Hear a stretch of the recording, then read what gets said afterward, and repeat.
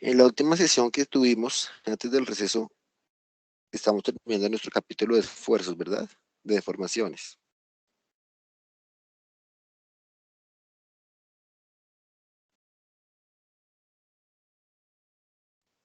Sí, señor, profe.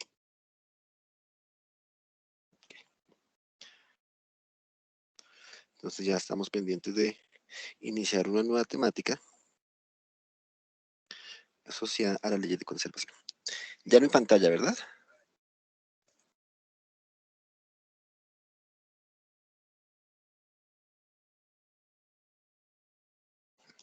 Sí, ingeniero, ahí ya se ve. Ok, bueno, ya estamos grabando. Entonces, leyes de conservación.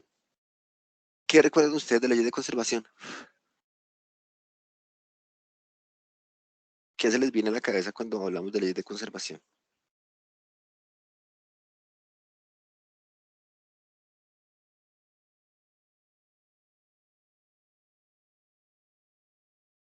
¿Algo en particular? Conservación de energía y la conservación de la cantidad de momento.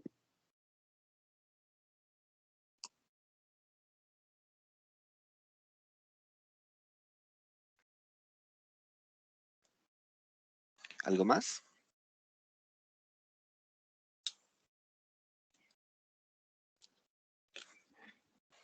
Los demás. Bueno, así como están diciendo entonces, tenemos diferentes principios, diferentes leyes de conservación. Unas de ellas son las que nos acabaron de mencionar, pero pues tenemos otras a las cuales también tenemos que hacer necesaria referencia, principalmente porque es que vamos a hablar de una, en nuestro siguiente capítulo, de nuestra relación que tengamos entre esfuerzos y deformaciones, y todo eso se va a fundamentar en este capítulo de las leyes de conservación.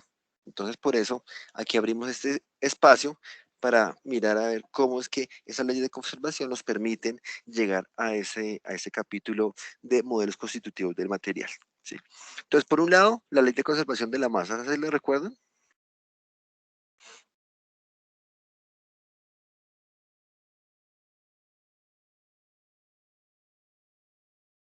Aparte de yo creo que la que es más común es la ley de la conservación de la energía, la que tenemos más presente. Pues pienso yo, es lo que yo más me acuerdo. Pero pues estas también funcionan desde principios físicos que vimos por allá en nuestros primeros cursos. Este principio de conservación de la masa establece que, como tal, la cantidad de materia o masa de un cuerpo permanece constante en el tiempo, básicamente, durante su deformación o movimiento. ¿Sí? Obviamente acá pues voy a expresarles unos planteamientos matemáticos que aparecen en los libros, pero me interesa más es que tengamos presente el concepto para que después lo podamos aplicar. Entonces, que en un instante de tiempo cualquiera, recordemos que en nuestro capítulo de formación pues estamos haciendo referencia a algún tiempo o algún pseudo tiempo, ¿cierto? Dijimos que era pseudo-tiempo porque era dos estados de deformación, entonces un tiempo uno y un tiempo 2, o un tiempo cero y un tiempo uno. Y acá por cualquier instante de tiempo la masa contenida de un volumen se puede dar en función de la densidad. Obviamente, aquí ya estamos hablando de una descripción espacial. Entonces, un ρ que depende de una posición y de un tiempo. ¿Sí? Y dado que la variación de la masa con respecto al tiempo es nula, ¿por qué? Porque estamos diciendo que la masa se va a conservar. Este va a ser nuestro principio de conservación de la masa. Si decimos que es la derivada de, de esa masa, ¿cierto? Acá recordemos que tenemos el principio de divergencia aplicado, ¿sí? Se puede expresar como una función donde haya una variación en función del tiempo, una variación temporal de la masa, de todo el volumen, y de forma general, yo aquí lo planteo como una forma global o de una forma local, ¿sí? De forma global, para todo el conjunto, para todo el continuo, tenemos esta expresión de variación de la masa igual a cero. ¿Por qué? Porque vamos a decir que se conserva. O de forma local, una partícula Esa es la expresión que después procedemos acá a integrar, ¿cierto? Básicamente eso. En resumen, la masa de un cuerpo se va a mantener durante su deformación. Eso es lo que me interesa saber. ¿De acuerdo? Ya estos principios matemáticos pues existen y demás. De hecho ya es algo variacional, pero digamos que solamente lo traigo aquí a colación más para que lo conozcan, que porque realmente lo vayamos a profundizar un poco más dentro de ese desarrollo matemático. Otro de nuestros principios es de la conservación de la cantidad de movimiento. ¿Se acuerdan qué era la cantidad de movimiento?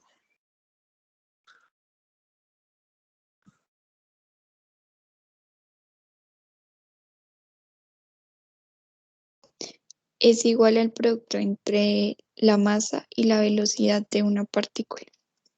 Masa, velocidad, ¿cierto? Yo también me acuerdo de los cursos de física que hicimos por allá, cantidad de movimientos igual a masa por velocidad. Entonces ya dijimos previamente que tenemos una caracterización para la masa, ¿cierto?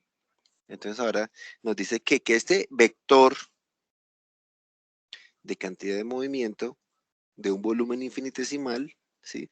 Se define entre el producto de la masa, obviamente que ya estamos hablando de diferenciales, un diferencial de masa y la velocidad. Entonces mi vector de cantidad de movimiento va a ser esto, expresando la masa como ρ por un diferencial de volumen, que es este, ¿sí? Y pues aquí está la velocidad. Mi vector de cantidad de movimiento, si esto es para un volumen infinitesimal, pues para obtener más bien la cantidad de movimiento de todo un cuerpo, de todo un continuo, pues yo tengo que hacer la integración, ¿sí? Y acá pues decimos que según la segunda ley de Newton de fuerza es igual a masa por aceleración. Recordemos que esta aceleración es la derivada con respecto al tiempo de la velocidad. Aquí podemos expresar esa segunda ley de Newton en función de la cantidad de movimiento como la derivada temporal de la cantidad de movimiento. ¿Cierto? Otra forma de expresar la ley de Newton. Planteamos adicionalmente que la fuerza resultante sobre un cuerpo es igual a la derivada material en el tiempo de su cantidad de movimiento. Nuevamente la segunda ley de Newton y es el principio que estamos definiendo acá. Sobre un cuerpo actúan fuerzas de superficie, que hemos planteado así como T asterisco, distribuidos en el contorno, ¿cierto? Recordemos que el volumen como tal lo notamos como B y el contorno como el diferencial de volumen. Y las fuerzas de cuerpo, ρB, distribuidas en su volumen. Entonces aquí estamos diciendo que esta fuerza, ¿sí? La podemos expresar en función de fuerzas superficiales y unas fuerzas de cuerpo. Fuerzas en la superficie, una integral de área y una integral sobre el volumen de las fuerzas de cuerpo. ¿Cierto? Entonces, esto también lo podemos igualar a este vector de la cantidad de movimiento.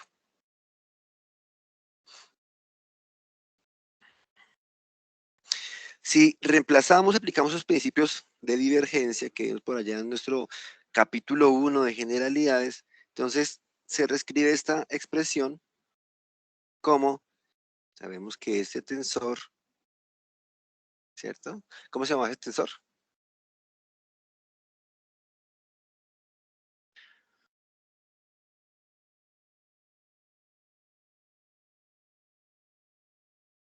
¿Sí lo recuerdan? Tracción, ¿no? El vector tracción, decíamos. Entonces lo podemos expresar de esta forma, recuerden ya los apuntes, ¿sí? Y pues al integrar en la superficie y aplicando el principio de divergencia, pues podemos convertir toda esta expresión en esta que tenemos en la parte inferior. Rho de b de t, pues involucramos este término dentro de la integral y nos queda esta como tal, la expresión de cantidad de movimiento. Igual a cero. ¿Por qué? Porque estamos diciendo que se va a conservar. Nuevamente, digo que lo expresamos de forma global o que lo expresamos de forma local para una partícula, o un volumen más bien infinitesimal, o para el continuo donde hacemos la integración de eso. ¿De acuerdo? Entonces, todos estos ya son términos que hemos estado manejando nosotros. Puede decir que venimos con un concepto de la cantidad de movimiento igual a masa por velocidad, ¿cierto? Pero aquí ya podemos expresarlo en unos términos tensoriales en función de lo que hemos podido ver en este curso. ¿De acuerdo? Un vector de esfuerzos, unas fuerzas de cuerpo, unas fuerzas de superficie, etcétera.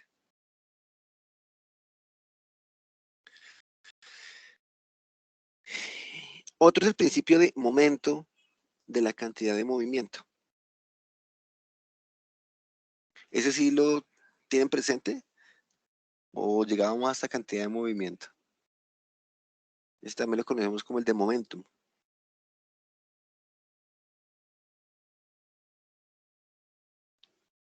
En algún momento por allá en los cursos de física lo recuerdan. Sí, señor.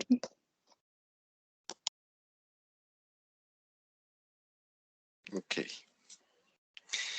Entonces, pues, ese momento de la cantidad de movimiento, pues, ya sabemos que este es el vector de cantidad de movimiento, ¿cierto? Pero pues ahora tenemos que aplicarle un brazo. Pues en este caso va a ser su posición. Entonces, por eso decimos que ese momentum angular o momento de cantidad de movimiento se conoce como el producto vectorial entre la posición y la cantidad de movimiento que ya lo teníamos antes. Entonces, ahora a ese vector anterior le vamos a añadir el, eh, las coordenadas, digamos así, la posición. Y nuevamente, pues digamos, para hacerlo de forma análoga, decimos que con la segunda ley de Newton podemos expresar ese momentum angular como X por la fuerza, ¿cierto? La posición por la fuerza. Hago el mismo reemplazo, ¿cierto? Y pues esta ecuación indica que el momento resultante sobre un cuerpo es igual a la derivada material del tiempo del momento, cantidad de movimiento, ya lo sabíamos, y la expresión se define como principio de momento, cantidad de movimiento. Entonces, nuevamente, acá digo que tengo unas fuerzas, voy a poner acá que son unas fuerzas dadas o por superficie o por cuerpo. ¿Sí? Entonces, lo único que estamos haciendo, digamos, adicionalmente es incluyendo la posición, como distribuyendo la posición en esa consideración que tenemos antes para solamente cantidad de movimiento. Hacemos un planteamiento similar, ¿cierto? Aplicando las derivadas y demás. Y lo que encontramos, pues digamos, esto lo tomé en un libro base de mecánica del medio continuo y me dice que lo expresa. ¿Se acuerda cómo se llama esta operación? ¿Ese operador? Nabla. No, el nabla no era como así.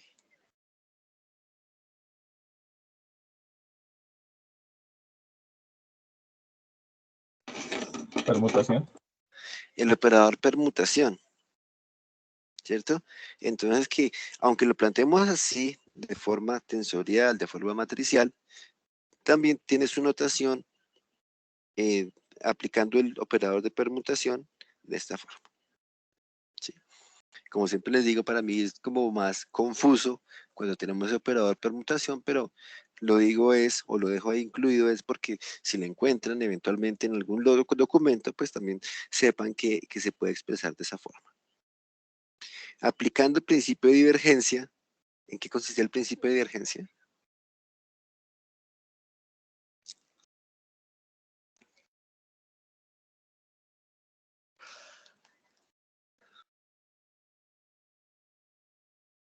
Sí hemos hablado de él, ¿no?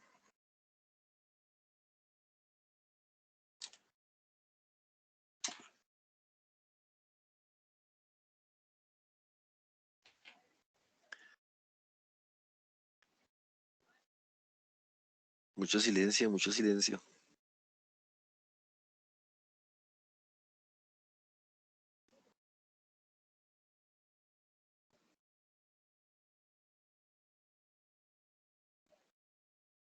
No, ni idea. Sí lo recuerdo, pero no me acuerdo.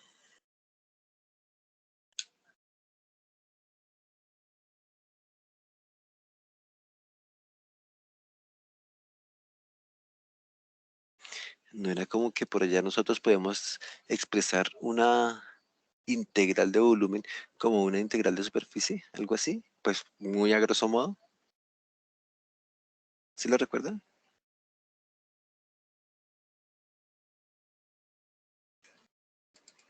¿No? Se cayó la señal. Sí, profe, Sí, pero profe, pues, ahora que lo mencionas, sí. Algo así, ¿no? Bueno, tengámoslo presente porque pues es lo que estamos diciendo acá. Por eso, en ese capítulo de generalidades, pues en su momento como que tenemos mucha información, pero la idea es que lo tengamos presente. Muchas veces yo les digo, tengamos presente, así sea que no me acuerde específicamente qué es, ¿cierto? Tengamos la idea. Muchas veces esa idea es la que nos saca a flote y con esa idea podemos ya empezar a deducir muchas cosas. Entonces, ese principio de divergencia que hablábamos allá, y digamos que casi que su eh, pertinencia, básicamente es decir acá, que eh, se aplica para ver estas leyes de conservación, nos permite obtener un momento de cantidad de movimiento, ya lo hemos dicho, o lo he planteado aquí de forma global o de forma local, para volúmenes infinitesimales o para todo el continuo, ¿sí? Como les digo, pues no sé, el operador permutación sí existe, no sé, me parece como más engorroso, pero bueno, recuerden que era un operador que tenía 3 subíndices y, y bueno, todo lo que ya les había dicho. Ahí les dejo como la inquietud para que repasen sus apuntes de lo que vivimos allá en por esos días. Y este de conservación de la energía,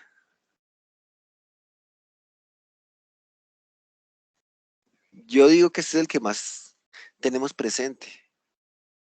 ¿Qué dicen ustedes? ¿Sí se acuerdan? sí, profe, claro. ¿Qué decimos del principio de conservación de la energía? Hay una frase que es famosa.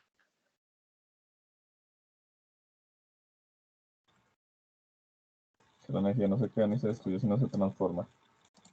Exactamente, la energía no se crea ni se destruye, solo se transforma. Y eso es lo que, a grosso modo, miren que con esa frase ya tenemos claro que creo el principio de conservación de la energía, aunque no sabemos que estamos hablando de esos principios energéticos acá.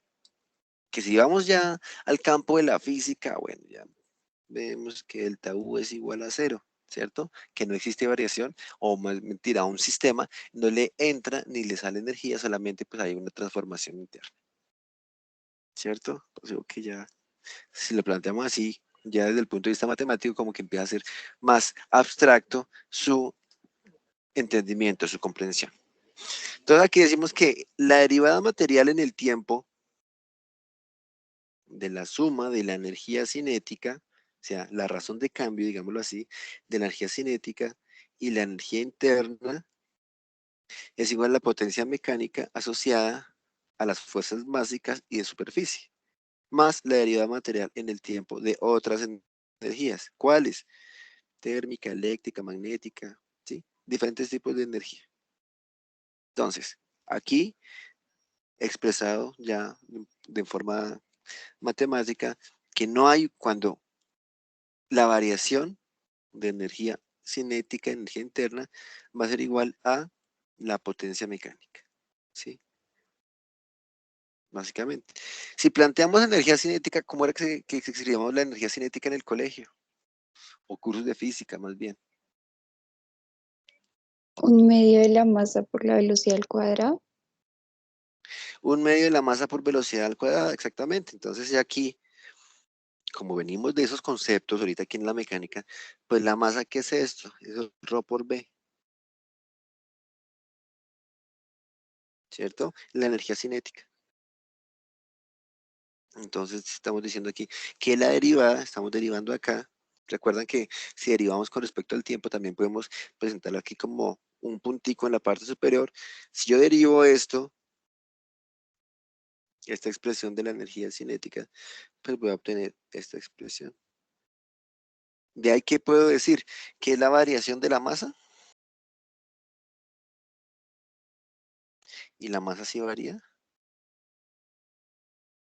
No, de la velocidad. De la velocidad. Creo que aquí hay unos subíndices que nos toca como ajustar porque nos puede dar lugar como a la, a la ambigüedad. Rho por B sabemos que es masa, V la velocidad, entonces es la expresión que tenemos siempre de 1/2 por masa por velocidad. La energía interna asociada al potencial, pues también, digamos que estamos así, la expresamos acá de esta forma, en función de la posición, ¿sí? Y si la derivamos, pues lo que nos va a variar es la posición, mientras que aquí lo que nos va a variar va a ser la velocidad. Y la potencia mecánica, que es lo que estamos hablando acá, en este último término, ¿cierto? Va a estar asociada a otras energías, a otras fuerzas. Entonces, nuevamente tengo aquí mi vector tracción, entonces tengo unas fuerzas de superficie, tengo unas condiciones de volumen intrínsecas al cuerpo, entonces esa potencia, ¿sí? También lo puedo expresar como el vector nabla de esfuerzos, velocidad.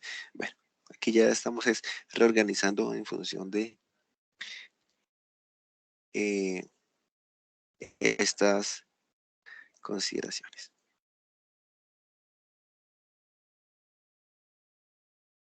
¿Sí? Entonces estamos aquí reorganizando y decimos que esta potencia es una operación, el operador nabla por el tensor de esfuerzos por vector de velocidad. Aquí está, ¿cómo se llama esta expresión? Ese operador.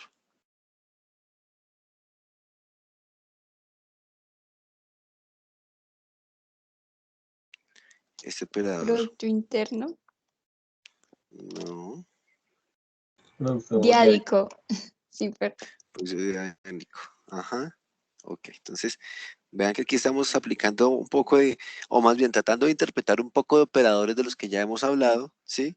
Y estos dos puntos, ¿qué significa? Producto doblemente contraído. ¿Perdón? Entonces, se fue la señal un momento. Producto doblemente contraído. El producto doblemente contraído, exactamente. ¿Sí? Como les digo, la parte matemática aquí está expresada, me interesa la idea, ¿sí? Me interesa que también que recuerden que pues ya hemos hablado de esos operadores previamente.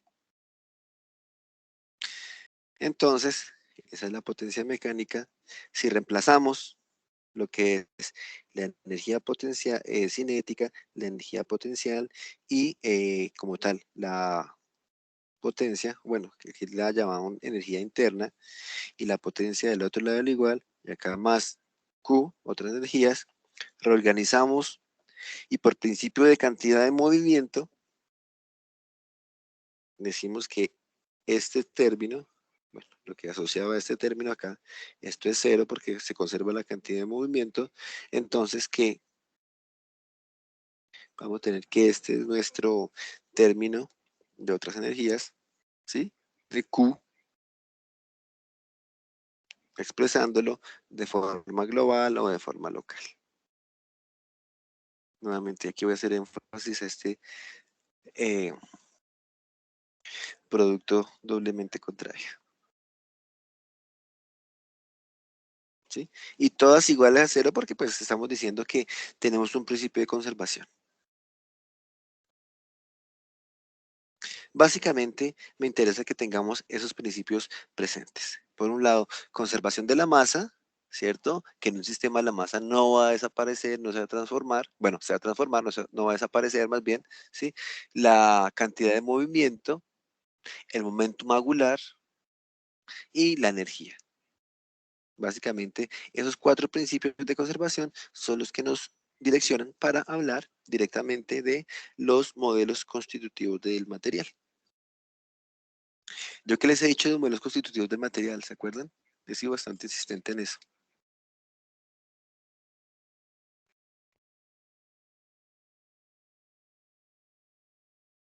Modelos constitutivos.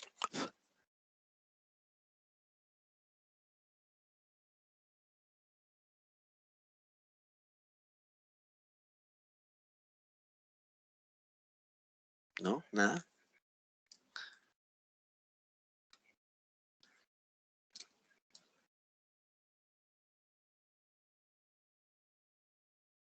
Te voy a decir que hasta el momento que hemos visto, pues digamos que de contenido aplicado como tal al curso, hemos hablado de esfuerzos y hemos hablado de deformaciones.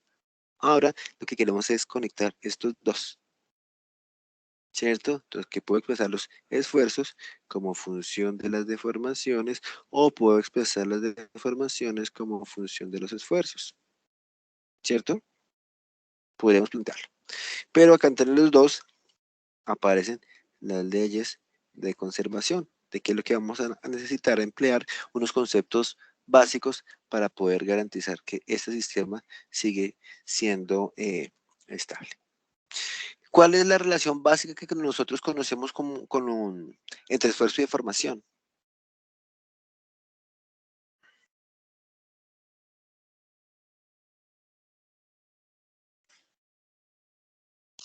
La deformación es igual a el módulo de elasticidad por esfuerzo.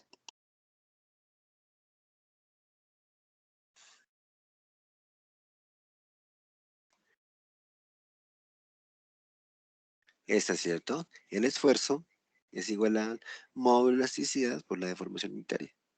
Y esto, ustedes se acuerdan, pues que se representaba algo así. Una curva, esfuerzo contra deformación, y pues ya dependiendo de los diferentes materiales, pues va a tomar diferentes relaciones. Recordemos la del acero, que era algo así, ¿cierto? En un ensayo unidimensional, atención, podemos obtener esos valores donde relaciono el esfuerzo y la deformación. También, si yo puedo tener una así, para un concreto, donde yo voy a tomar datos de carga, la asocio a un esfuerzo, tomo unas elongaciones, unas deformaciones, las asocio a una deformación y obtengo también unas curvas. El comportamiento de esos modelos, porque son modelos, ¿cierto? Van a ser muy, bueno, van a ser dependientes de la naturaleza misma del material. Si tengo materiales isótropos, ¿cierto? Si tengo materiales ortótropos o si tengo materiales dúctiles o si tengo materiales frágiles, ¿cierto? O si tengo materiales hiperelásticos, esa relación esfuerzo-deformación, pues va a empezar a tener algunas consideraciones particulares.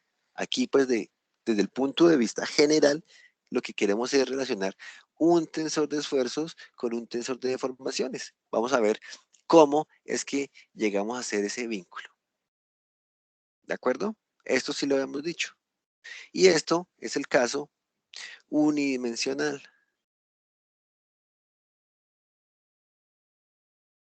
Bueno, el que siempre hemos tenido nosotros, digamos, en mente, y porque por facilidad es más fácil de desarrollar en laboratorio. Ustedes, bueno, no sé si me salga aquí un poco de la temática, ustedes tuvieron la oportunidad de hacer un ensayo triaxial en geotecnia, ¿sí? ¿O me equivoco?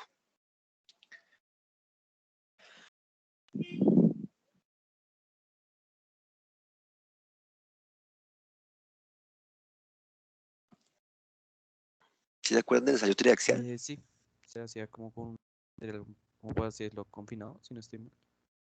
Sí, exactamente. Entonces allá lo que queríamos era tener un volumen caracterizado bajo una condición espacial de esfuerzos. Y se lograba, creo yo.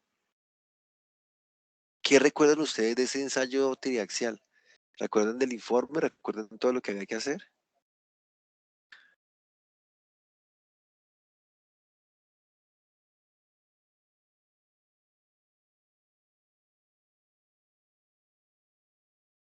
No mucho.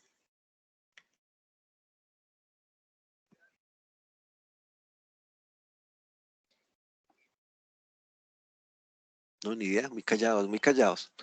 Bueno, entonces, si se acuerdan, o de pronto lo tienen en mente, recuerde que pues ese ensayo era de los más complejos, hablando desde la línea de geotecnia, dentro del ámbito de la ingeniería civil, pero aquí desde el punto de vista de estructuras, pues digamos que procuramos de que nuestros ensayos sean un poco más prácticos, más sencillos. Por eso es que tenemos una barra, o tenemos más bien para caracterizar el acero, unas barras sometidas a tensión, y para caracterizar el concreto, algunos cilindros sometidos a compresión. Sin que sean los únicos ensayos, ¿no? Porque también podemos evaluar, por lo menos en concreto, podemos hacer alguna prueba de tracción. ¿Cómo se llama la prueba de tracción para el concreto?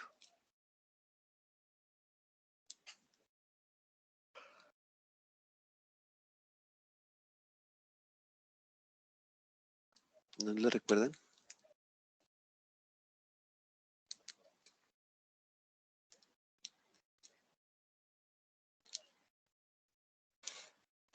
¿Por qué al concreto le hacemos ensayo a compresión y no ensayo a tensión?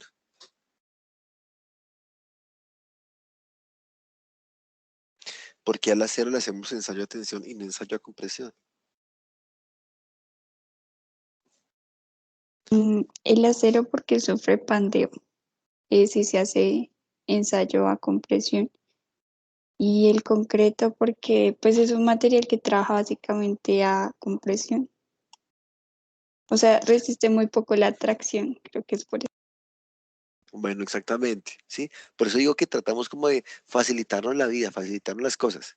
Si yo tuviera, lo que tú dices es muy cierto, si yo estuviera pensando en las mismas probetas, o sea, si tengo mi probeta para ensayo de tensión en acero, ¿cierto? Que es ya sea una varilla o ya sea ay, se me olvidó, ¿cómo se le llama? Bueno, una probetica con esa configuración así como de hueso de perro, ¿cierto?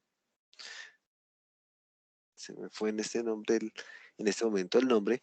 Bueno, si tengo una probeta y ese elemento que la quiero ensayar a tensión, le aplico una carga de compresión, pues lo que nos dicen es cierto. Entonces, no puedo realmente caracterizar, hacer una curva de esfuerzo de formación, sencillamente porque antes de poder llegar a un rango de inelasticidad, se me va a generar un pandejo, ¿sí?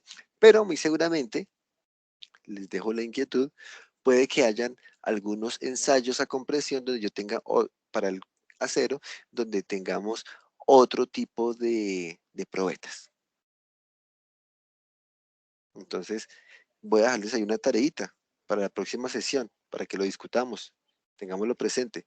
Si es posible o si existen algunas probetas, algunos ensayos para el acero a compresión y para el concreto a tensión. Por favor, búsquenlo. Pues yo les estaba hablando hace un momento para que me dijeran que existe el ensayo brasilero en el concreto. ¿Cómo es ese ensayo brasilero en el concreto?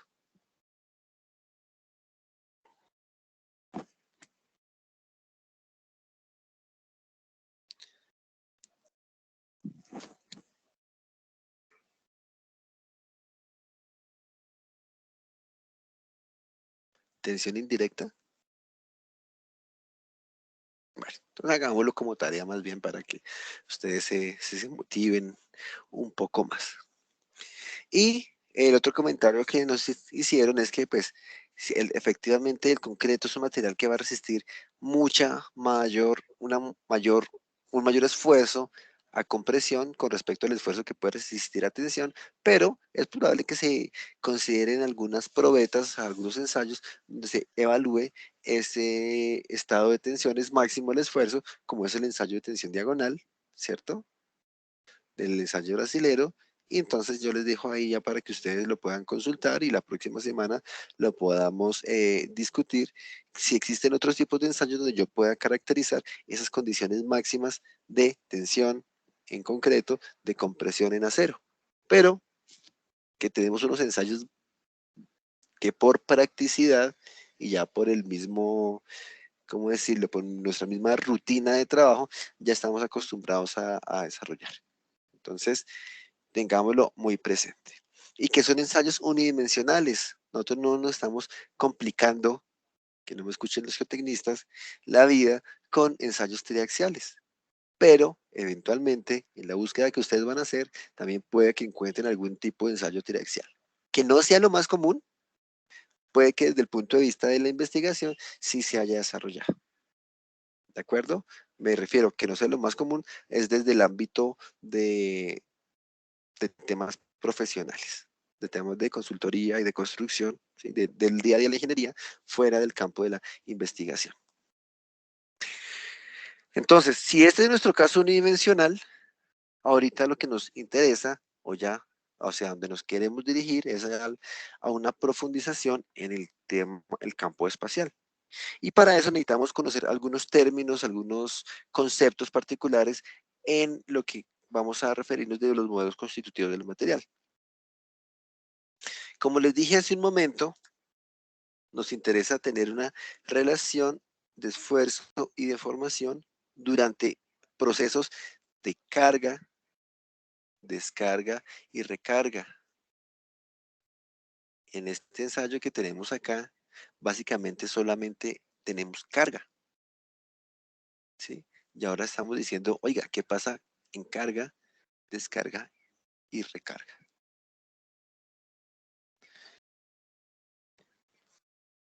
Esto, digamos, esto es una carga monotónica. Empiezo a incrementar la carga. Asimismo, pues se me incrementan las deformaciones y me voy por la curva del acero, ¿cierto? Hasta llego a un punto donde está el esfuerzo de fluencia. Ahí no incremento más carga, pero se me sigue deformando hasta que me coge un poco más de carga y empieza una zona de endurecimiento. Pero ¿qué pasa ahora es si yo inicio por acá una condición inicial, atención, después me voy a compresión, después vuelvo a tensión, vuelvo a compresión, tensión, compresión. Entonces ya empieza a generarse un ciclo o varios ciclos de carga, descarga y recarga. Y si yo llego por acá y me vengo por acá, puede que después tenga que venirme por acá. Ya no bajo, como tengo alguna deformación permanente, ya no voy a bajar por la misma trayectoria de carga, sino que bajo por una línea paralela, porque tengo esta deformación permanente. Lo mismo acá. Y después subo, llego por acá, bajo, vengo por acá. Entonces ya empiezo a ver unos efectos de movimiento en la condición de carga. ¿De acuerdo? Y todo esto queremos hacerlo por medio de modelos matemáticos. La idea es que tengamos una muy buena aproximación, ¿no? Sabemos que a veces la naturaleza no se ajusta como tal a un modelo matemático, que era lo que quería hacer Stephen Hawking, ¿cierto? Tener una expresión, una formulación que llegara y pudiera predecir como el comportamiento de absolutamente todo, ¿sí? Lo que hablaba de la teoría del todo. Entonces, esto, pues no sé, aún lo veo muy difícil que exista una expresión matemática que nos permita predecir todo, pero nosotros desde la ingeniería, acompañado de otras disciplinas, sí vamos a ver, tratar de hacer unos modelos matemáticos y sobre todo que sean simplificados para nuestra rápida implementación. Estos modelos matemáticos que queremos expresar se expresan en función de esfuerzo,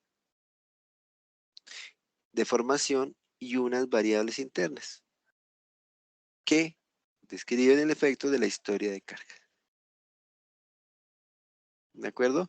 Y pues, como dijimos hace un momento, todo depende necesariamente de las propiedades y la naturaleza como tal del material. A eso es lo que vamos a hacer o a lo que nos referimos con modelo constitutivo. Y tenemos diferentes componentes. Uno que es la ecuación constitutiva, otro que es un criterio de influencia y otro que son las leyes de evolución. ¿Sí? Una ecuación constitutiva, ¿qué es? Una expresión que define esfuerzos o incrementos en función de las deformaciones o incrementos en un instante particular de tiempo para todo punto material de cuerpo. Entonces fue la expresión que ustedes me plantearon hace un momento y que yo anoté por acá. Esta es un modelo constitutivo. Simplificado, sí, pero es un modelo constitutivo. Donde me dice que define los esfuerzos en función de sus deformaciones, ¿cierto? Para un instante de tiempo. Entonces yo puedo aquí decir que es una función de la deformación o que el esfuerzo puede ser igual en una condición inicial de E por el epsilon, o que el delta de esfuerzo, porque también estamos hablando de incrementos, va a ser igual al módulo de elasticidad por el incremento de formaciones, o la derivada del esfuerzo va a ser igual al módulo de elasticidad por una derivada de las deformaciones. Una variación como tal de las deformaciones. ¿Sí? Porque existen muchas notaciones, entonces por eso lo planteo de esa forma. Aquí me dice en un instante de tiempo, pero yo tengo que tener también presente una historia de carga. Un criterio de fluencia o fractura que va a ser objeto de nuestro estudio posterior a este capítulo. Eso hay bastante tela de donde cortar allí. Y lo que nos establece es el límite de la relación elástica entre esfuerzos y deformaciones. Pues también lo tenemos acá, ¿no?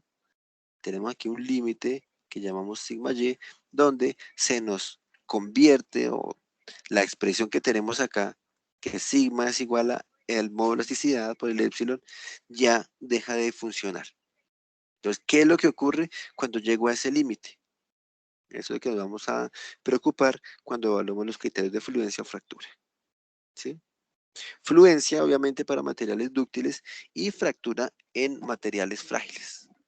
Aunque hay algunos criterios que nos permiten evaluar las características particulares de los materiales. Y las leyes de evolución, como tal, pues lo que vamos a asociar a la historia de las variables internas del modelo constitutivo. Particularmente, ¿qué nos interesa? ¿Qué es lo que pasa con la carga? ¿Cómo es el cambio de la carga? ¿De acuerdo? Si vemos esta expresión como tal, sigma es igual a módulo de elasticidad, o más bien los esfuerzos son iguales al módulo de elasticidad multiplicados por las deformaciones, nos damos cuenta que esta va a ser nuestra variable que nos relaciona estos dos tensores, digámoslo así, aunque pues estamos hablando de un caso unidimensional, ¿sí? Asociado al material, básicamente. Entonces, que si es concreto, pues voy a tener unas propiedades, que si es acero voy a tener, bueno, más bien, unas magnitudes, que es acero voy a tener otras magnitudes, pero desde el punto de vista de la mecánica del medio continuo, pues tenemos alguna forma particular para expresarlo. ¿Cómo deben ser los modelos constitutivos? Por un lado, deben tener homogeneidad dimensional, ¿cierto? Yo generalmente lo que digo es que los sistemas tengan las dimensiones adecuadas, ¿cierto? Que sea indiferente al sistema coordenado y que sea objetivo. O sea, que no cambien las relaciones constitutivas con respecto a rotación o traslación de un marco de referencia. Y existen diferentes metodologías de aproximación para obtener estos modelos constitutivos. Una, aquí básicamente las estoy nombrando, una que es la metodología de aproximación de la micromecánica, ¿sí? Donde decimos que las relaciones constitutivas obtenidas a partir de las relaciones microestructurales del material, ¿sí? Relación microestructural, micromecánica. Y el comportamiento macroscópico se obtiene a través de la teoría de mezclas, técnicas de homogenización aplicable a materiales compuestos. Entonces yo tengo algunas características particulares como decimos, micromecánica de unos materiales, ¿cierto? Entonces, si yo tengo un material compuesto, caso particular, debería ser, ¿cierto? En sentido estricto, el concreto, pues el comportamiento macro del concreto proviene de alguna consideración donde se involucre teoría de mezclas, que eso también tiene, detrás de ese nombre existe un gran desarrollo como tal, ¿sí? De teoría de mezclas, donde yo digo cuáles son mis porcentajes de participación de cada uno de los materiales para saber cuál es el tipo de comportamiento general que puede llegar a obtener un material, ¿sí? Y eso sí que se ve en el concreto, aunque nosotros hagamos muchas simplificaciones, digo yo muchas veces que hacemos es un acto de fe cuando trabajamos con el concreto.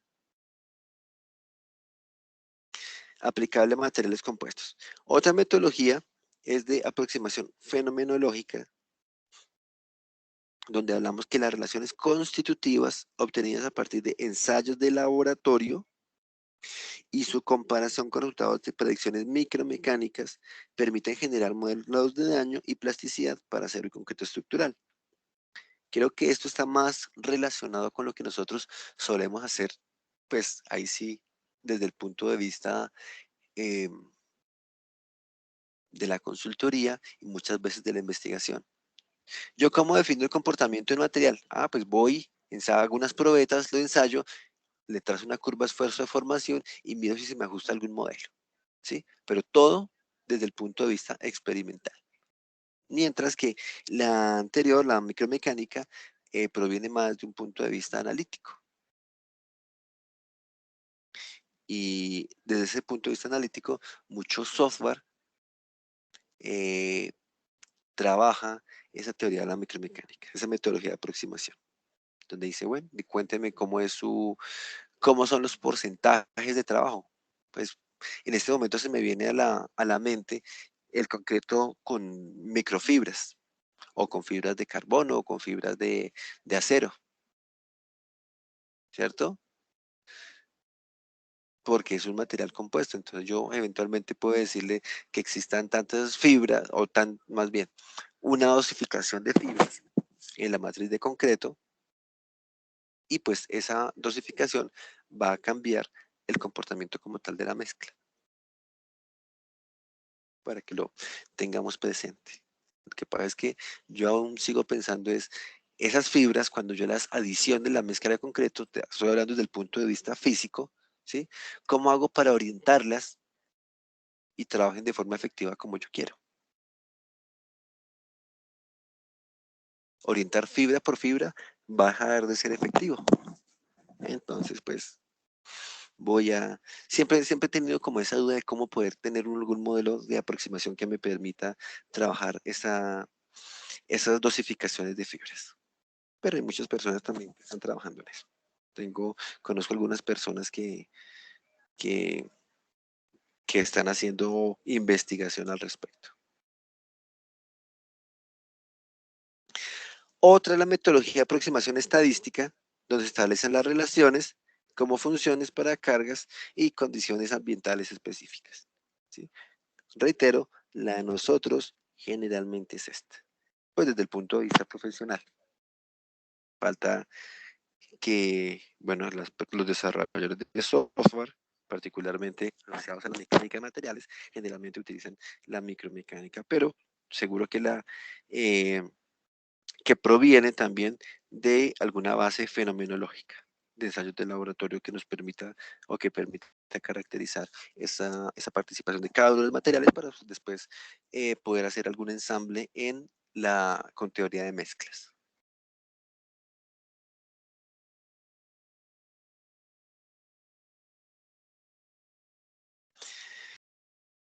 Existen algunos formatos diferentes para representar esos modelos constitutivos. El más común, bueno, si se dan cuenta acá yo también les tengo resaltado la aproximación fenomenológica porque es la más común para nosotros. Acá el formato más común, creo yo, es el algebraico. Y estamos expresándolo como una función polinómica, independiente del tiempo y la historia de carga. Pues aquí es algo como un poco contradictorio, ¿no? Porque estamos diciendo nuestra relación esfuerzo-deformación va a depender del régimen de carga y descarga. Pero ahora en este formato estamos diciendo va a ser independiente del tiempo. Sí y no. Lo que pasa es que podemos describir algún modelo constitutivo, sí, atemporal, digámoslo así, pero en la historia de cargas casi que podemos hacer es como un, ¿cómo lo planteamos?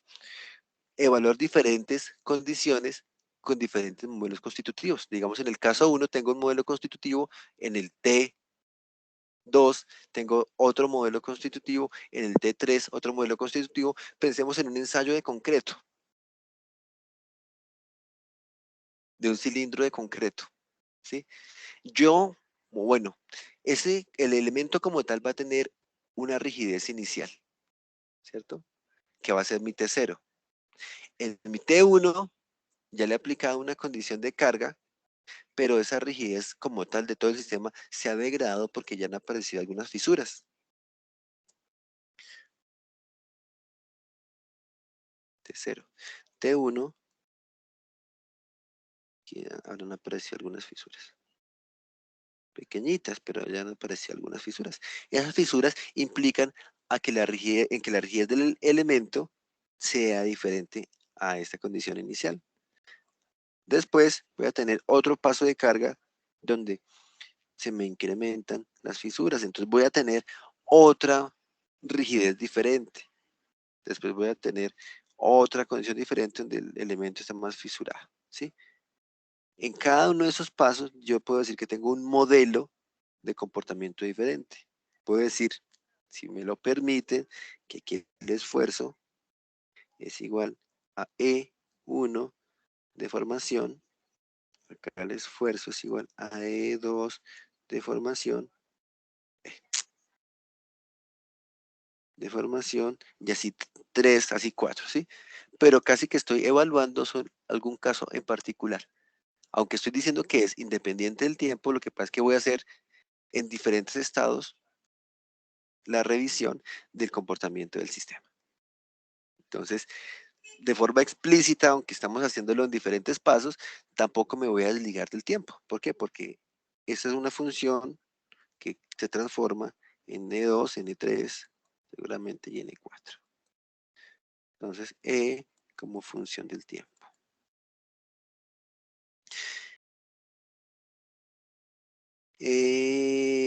Bueno, aquí también decimos que tenemos sistemas lineales, perdón, y no lineales sin histéresis. ¿Se acuerdan qué es la histéresis? ¿Tiene presente qué es la histéresis?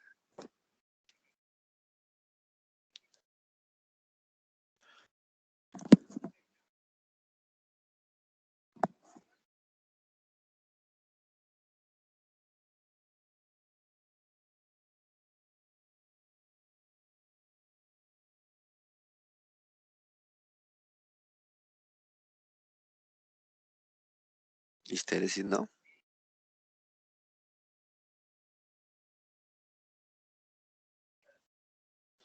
Nada, nadita.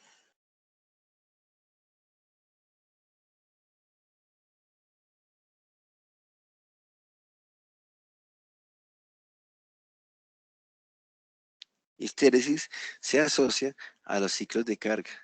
Carga, descarga y recarga. Eso que estamos planteando acá. ¿Sí? Tengo carga monotónica en una dirección, después descargo, recargo en sentido contrario, descargo, recargo, descargo, recargo, y todo eso, pues obviamente eso corresponde a algún protocolo de carga, es lo que llamamos histéresis.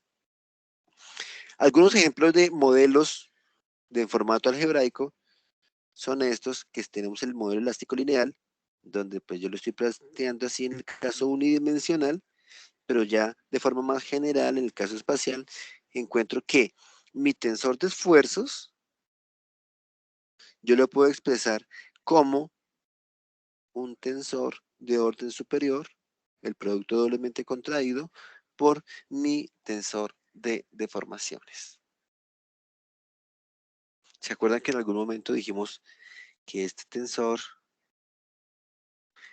de qué orden era el tensor de esfuerzos?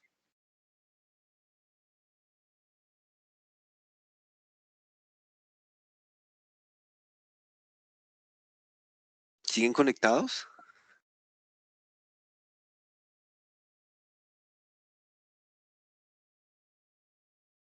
Sí, aquí estamos, ingeniero. ¿El tensor de esfuerzos de qué orden era?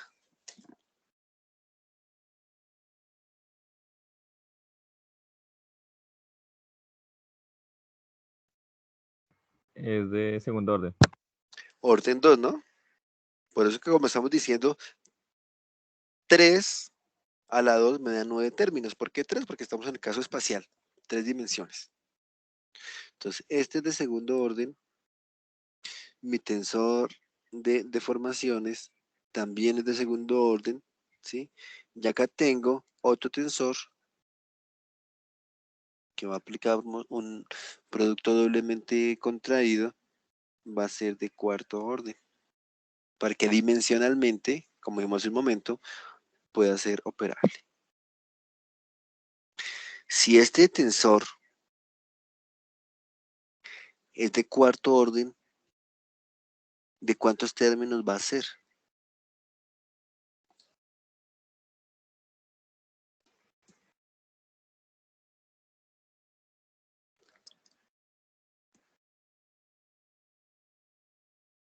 Esa pregunta ya la había hecho antes.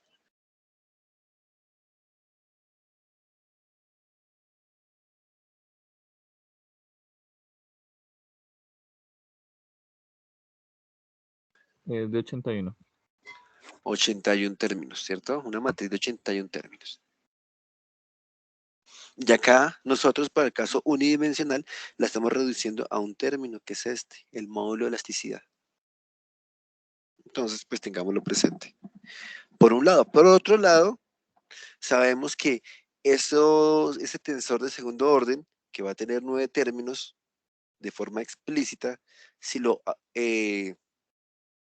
reducimos, si está bien la palabra, a notación de Voigt, pues solamente vamos a tener 6 términos, además contemplando, considerando la condición de simetría, ¿cierto? Entonces, ese tensor de 81 términos, pues también va a tener alguna notación particular, vamos a tener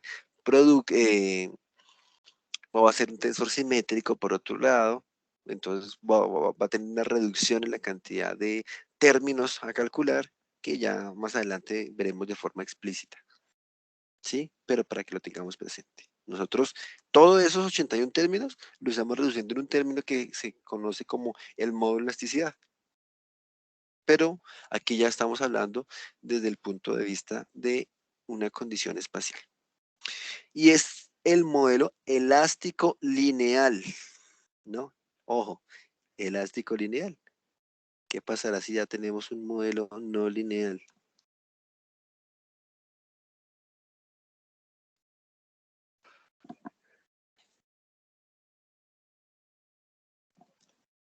Se nos empieza a complicar el problema.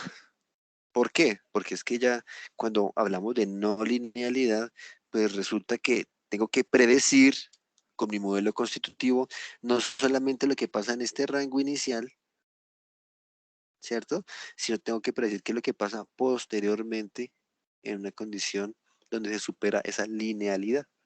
Lo que hablábamos con el criterio de fallo y criterio de fractura. El criterio de influencia y criterio de fractura. ¿Sí? Entonces, pues ahí ya puede que tenga algunos parámetros que sean funcionales, ¿cierto? Que no se mantengan constantes en la matriz, en el tensor, y por eso aquí estamos hablando de otro tensor que se llama el tensor secante, como una aproximación, puede decir, es una aproximación inicial.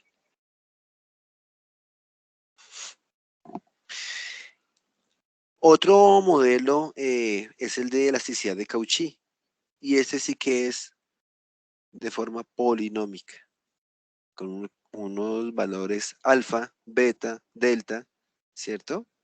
Que son unos escalares, y acá tengo pues una matriz o un tensor de identidad, un tensor de deformaciones de orden lineal, un tensor de deformaciones de orden cuadrático.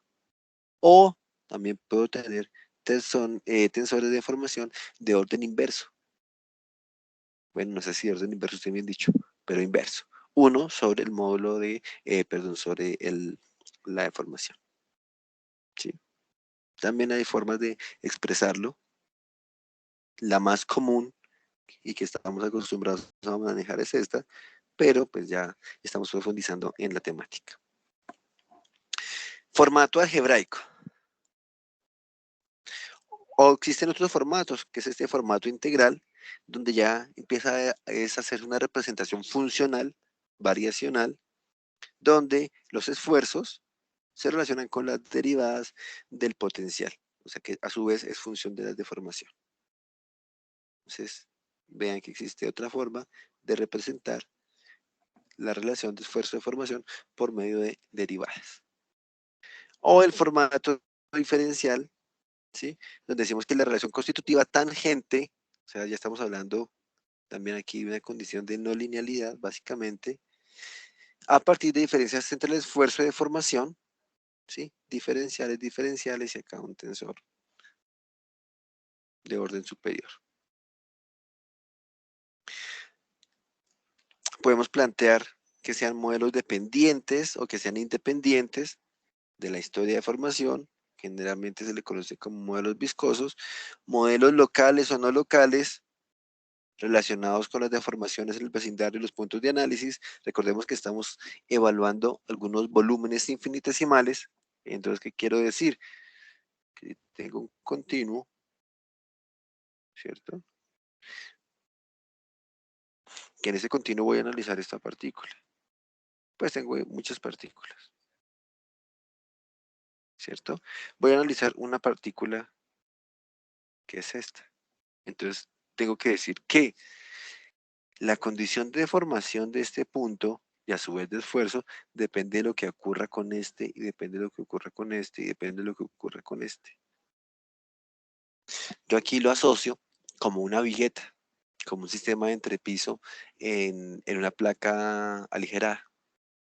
¿Sí? ¿Por qué? Porque yo pongo riostras, es para que las viguetas me trabajen como un sistema. Entonces aquí yo digo que para conocer el comportamiento de esta partícula, de este volumen infinitesimal, pues digamos que no hace un elemento aislado, sino que también depende del aporte de este y de este, y es a lo que llamamos unos modelos locales y no locales. Si me importa lo que pase en ese vecindario, pues es un modelo local, de comportamiento local. Si no me importa, sino que cada partícula actúa de forma independiente, es un modelo no local. Y pues hay modelos para cada uno de ellos. Y esto sí que lo conocemos, o sí que lo hemos trabajado en nuestra carrera.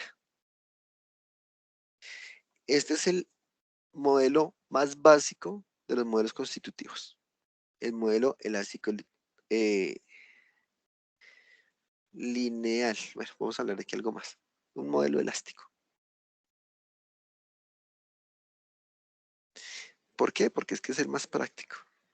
Y puede que nuestro nivel de precisión dentro de la obra civil no amerite algún otro tipo de aproximación más profunda, aunque pues ya con las herramientas computacionales podemos llegar a hacerlo, ¿cierto? Porque nos dan los resultados que nos permiten trabajar, por un lado, y por otro lado, que existen incertidumbres en muchos otros factores y por eso es que tenemos tantos factores de corrección, tenemos factores de mayoración, tenemos factores de reducción, etcétera, que nos ayudan de forma global a dar como la seguridad para nuestros modelos, para nuestros desarrollos. Este material elástico puede ser lineal o puede ser no lineal, ¿cierto? Como esta imagen A, como esta imagen B. ¿En qué consiste ese modelo elástico? Ayúdenme un poquito que ya estoy seco de hablar. ¿Qué quiere decir ese modelo elástico?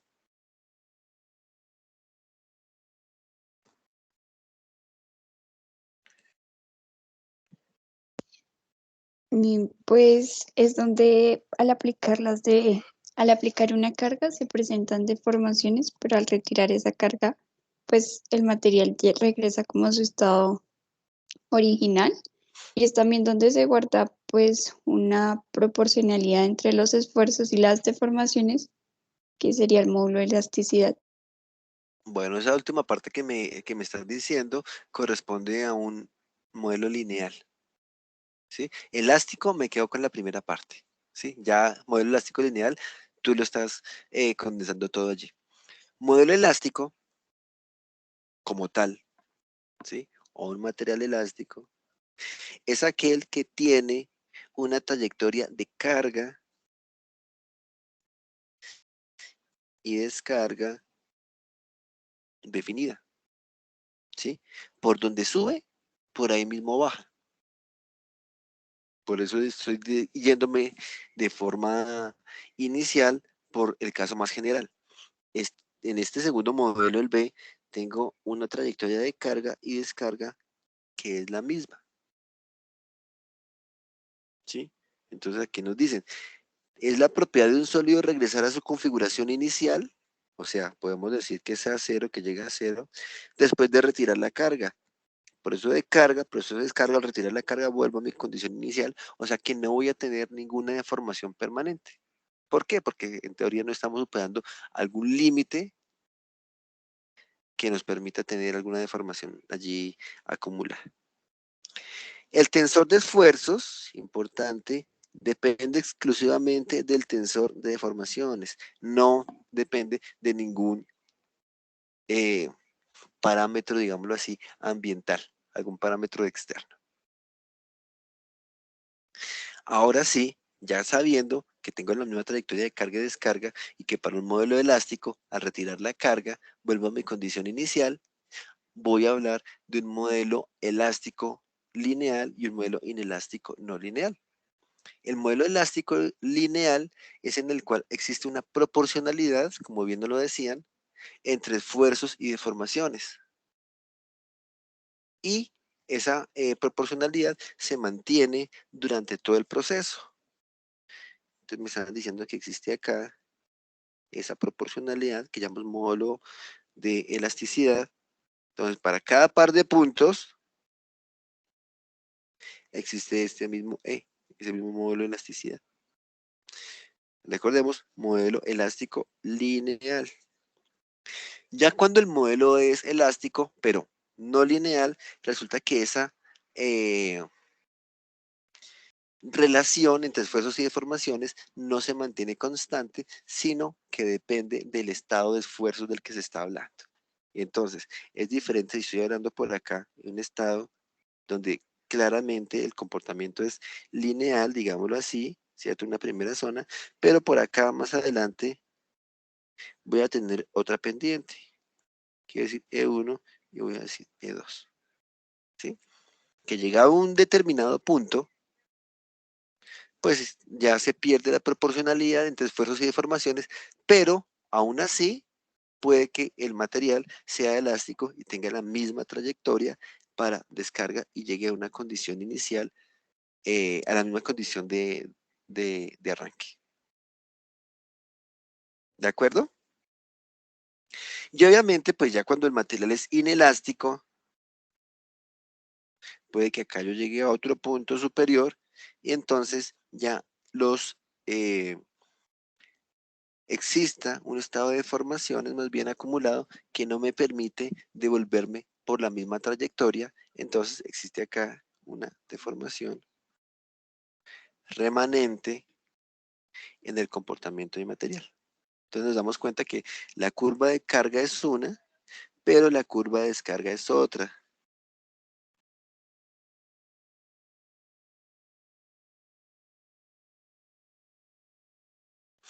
¿Cierto? Entonces cuando ya la curva de carga y descarga son diferentes, estamos hablando de un modelo inelástico y en ese modelo inelástico, pues el comportamiento y obviamente el modelo constitutivo se representa de una forma diferente. El más fácil, el más sencillo, va a ser este elástico lineal donde incluso el módulo de elasticidad se mantiene. Y ojo porque es que aquí estamos diciendo una cosa. Estamos llegando a unos puntos máximo, bueno, máximo no. Estamos llegando hasta unos puntos. No sé si es el máximo caso de carga, pero básicamente que no estamos excediendo la capacidad como tal del material, que es lo que estudiaremos posteriormente con el criterio de fallo o criterio de fluencia. Criterio de fractura, criterio de fluencia, ambos son dos criterios de fallo diferentes, asociados a materiales diferentes. ¿Qué preguntas hay, señores? ¿Algo nuevo de lo que hayamos visto hoy?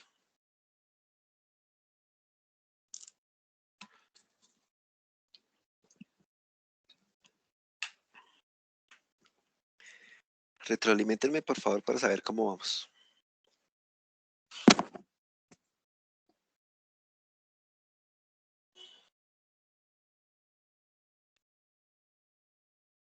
Es que cuando están en tanto silencio, no sé, me preocupa que haya perdido la conexión a las 7:10. No, señor, acá, acá seguimos. Pues por ahora bien, ingeniero, o sea, estamos como ampliando un poco lo que teníamos de la noción que veíamos en la resistencia, la normal, o sea, la de pregrado. La resistencia de materiales.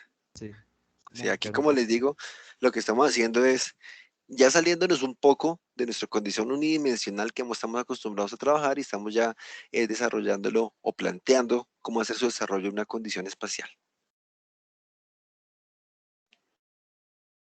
Con alguna información adicional de cómo es que se hace desde el punto de vista de la mecánica. Mucha de esta información es teórica, ¿cierto? De hecho, podría decir que es mucho desarrollo abstracto para lo que nosotros solemos hacer en nuestra actividad profesional, pero es bueno que lo conozcamos, sobre todo desde la parte investigativa, y si alguna vez, por lo menos hace poco, me pidieron estaban haciendo la evaluación de la capacidad de una viga y nos estaban pidiendo era la evaluación de eh, bueno, es que ya estaba construida como una unión viga-columna metálica en elementos de acero.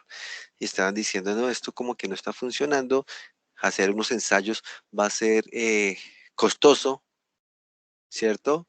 Porque querían llevarlo hasta la falla, entonces estaban proponiendo era hacer unos modelos computacionales pues calibrados adecuadamente con unos parámetros de laboratorio, como dijimos hace un momento, de unos modelos fenomenológicos, ¿sí? Y con base en esos parámetros de laboratorio, pues se pudo hacer una simulación computacional y con esa simulación computacional, obviamente la simulación computacional tiene mucha de esta programación que estamos aquí planteando desde el punto de vista matemático, y con la simulación pues se puede llegar a obtener algún tipo de comportamiento, saber hasta qué punto se puede estimar la capacidad, pero sabemos que esas simulaciones pues son perfectas en cuanto a, que no se permite, ¿cómo decirlo? Que suena raro. No permite como modelar los errores humanos, ¿cierto? Entonces, pues ahí debemos tener un poco como de, ¿qué decir? De precaución en los resultados que obtenemos, ¿cierto? Que si me da 10 toneladas metro, pues en un modelo computacional, pues bueno, pero resulta que esas 10 toneladas metros, si yo lo ensayara en, laboratorio como tal, mientras se hace algún ajuste del sistema, se generan algunos desplazamientos, se acopla y puede empezar una fase efectiva de carga de un ensayo, puede que no llegue a los 10, sino llegue a los 8,5, llegue a los 9, ¿sí?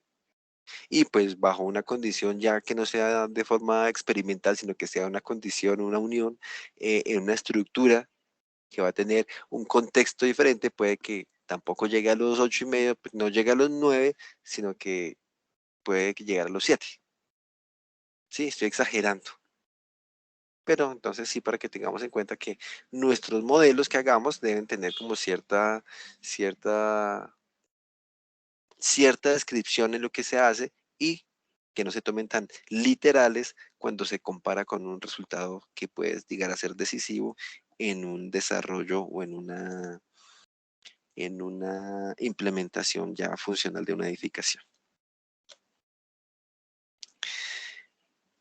Bueno, entonces hablando de este material elástico, seguimos profundizando ahora en el material elástico. Podemos decir que este material se puede representar como un modelo hipoelástico donde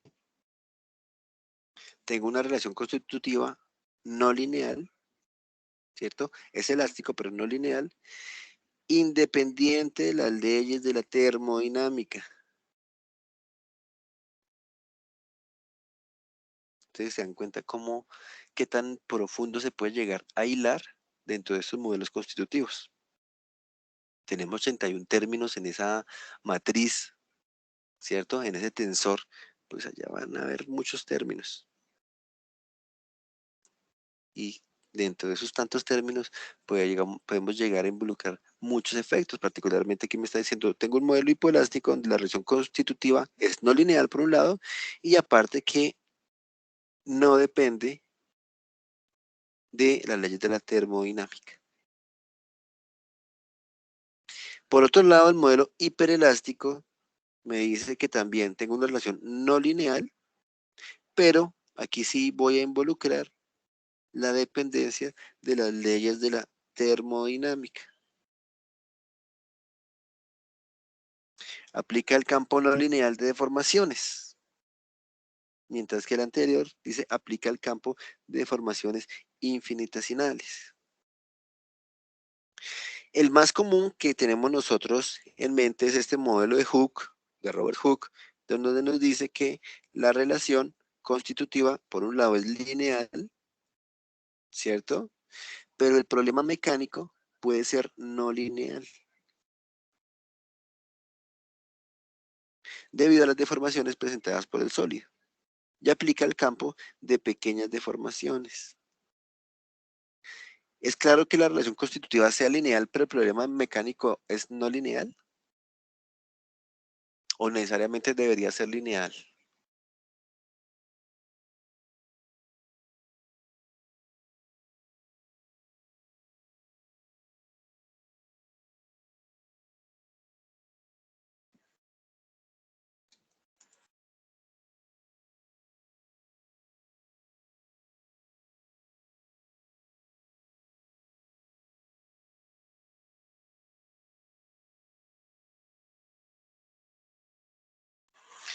Tengo una viga, ¿sí? Aquí pues una viga empotrada, ¿cierto? Con una carga en el extremo, una viga estáticamente determinada, y resulta que esta viga va a tener una deformación.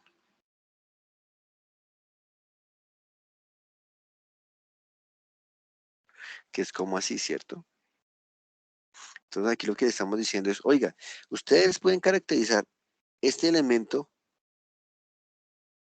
con unas propiedades lineales del material, pero acá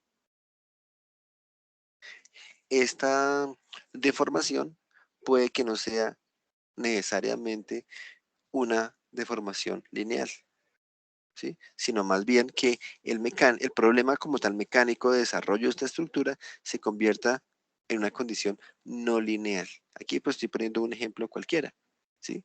Muy seguramente para un sistema donde tenga mayor complejidad de elementos, pues todo esto implique unas mayores condiciones de no linealidad, ¿sí? De la deformación, el problema mecánico, aunque el material sí esté definido de forma lineal. Y este modelo elástico lineal, donde nos dice que la relación constitutiva como el problema mecánico son lineales. Ahí sí, bueno, no sé. Ahí sí creo que hay que hacer más acto de fe, donde queramos que todo sea lineal. Aplica el campo de las deformaciones infinitesimales. El que generalmente nosotros conocemos y hemos trabajado es el de Hooke. Y ahorita, sobre todo que casi que la mayoría de códigos y principios de diseño están pidiendo o están orientados hacia que exista o que nos involucremos en el campo de las deformaciones no lineales. en el campo no lineal.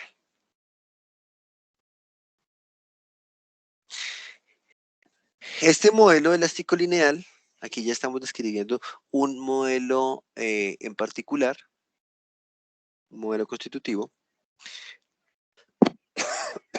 nos dice que el campo tensorial de esfuerzos es función lineal del campo de deformaciones.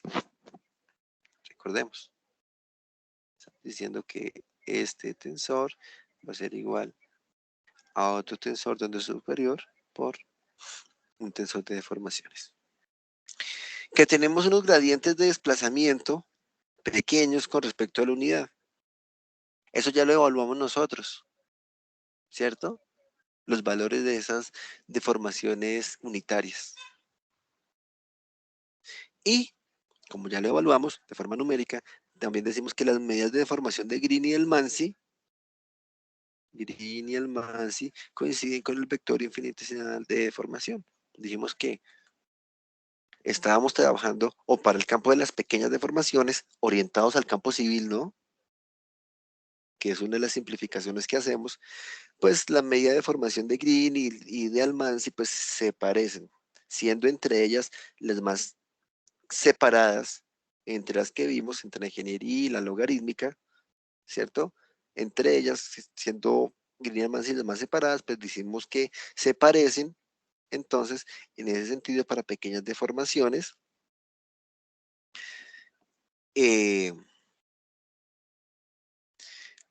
los valores son pequeños con respecto a la unidad. Yo les presenté una gráfica donde estamos hablando de 0.1 y después nos dimos cuenta que las deformaciones del concreto pues eran mucho menores, las del acero eran mucho menores, entonces para ese rango de trabajo pues aplican todos esos criterios. La ecuación constitutiva proviene a partir de una expansión de la serie Taylor y se hace la reducción de términos de orden superior. ¿Cuáles son los términos de orden superior? Pues la serie Taylor dice que la derivada, ¿sí?, con respecto a las deformaciones, ¿sí?, o que más bien que puedo expresar el esfuerzo como una derivada en función de las deformaciones, orden 1, orden 2, orden 3, orden n. Entonces, como estamos diciendo que se reducen los términos de orden superior, pues nos va a quedar el primer término que va a ser de mayor peso, segundo término que va a ser el de mayor peso, ¿sí? Y el tensor constitutivo elástico, ojo, de cuarto orden, 81 componentes me dijeron, se puede expresar por medio de la ley de Hooke generalizada de esta forma, ¿sí? Notación indicial de esta forma, pero que ese tensor de cuarto orden, vean, tiene 4 subíndices, ¿sí? Se puede expresar como una derivada doble con respecto a unos subíndices de deformación. Ya vamos a ver que pues esos subíndices, aquí visto desde el punto de vista matemático, pero pues esos subíndices lo que me van a decir es que existe una deformación tangencial y que la relaciono con los esfuerzos y que va a existir una deformación normal también que relaciona con los esfuerzos. ¿De acuerdo? Entonces veamos que detrás de todo ese modelo constitutivo, detrás que aquí, esto lo simplifiquemos como sigma igual a E por epsilon, vean que viene una parte matemática bastante fuerte. Que si vamos a deducir aquí algún modelo constitutivo, no, seguro que no. Aquí conozcámoslos, ¿sí? Conozcamos que existen ya un tensor de deformaciones, un tensor de esfuerzos y cómo lo podemos implementar. Y sobre todo porque hay muchas rutinas en su software que ya traen esos modelos constitutivos montados. Entonces, este como tal va a ser nuestro modelo constitutivo. Elástico lineal.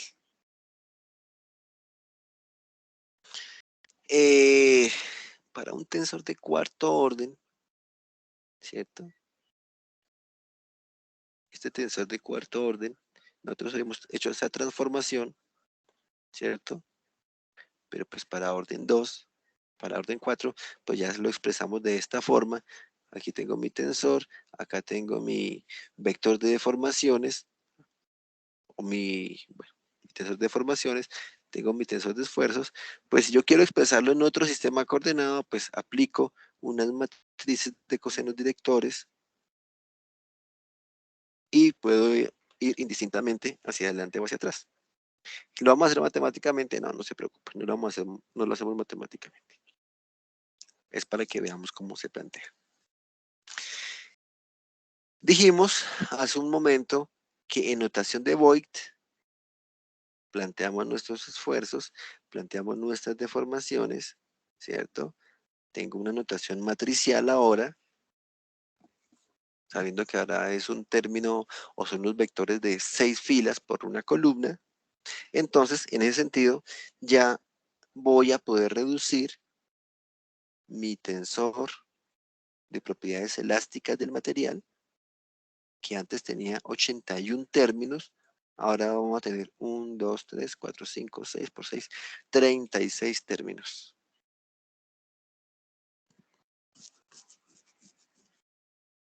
¿De acuerdo?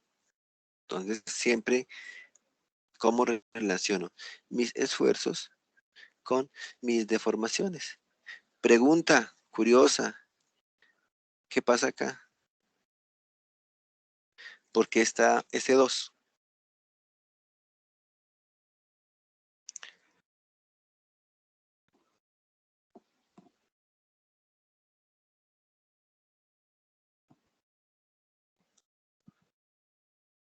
¿Qué significa ese 2 ahí en la expresión?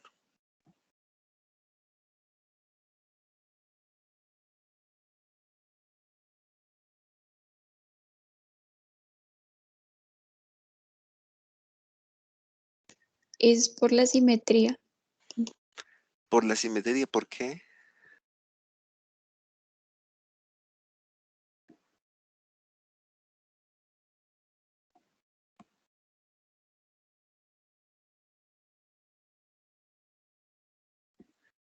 ¿Por qué por la simetría? ¿Se acuerdan que esos términos yo también los puedo expresar como gamma 2, 3, gamma 1, 3, gamma 2, 1? Y que en algún momento dijimos que este epsilon 2, 3 podría expresarse como gamma 2, 3 medios. Cuando hicimos por allá la deducción, digámoslo, del tensor de deformaciones.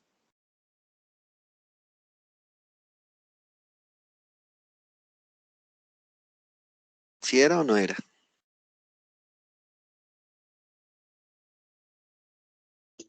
Sí, profe.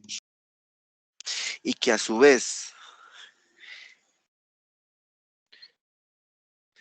está muy atrás, no sé si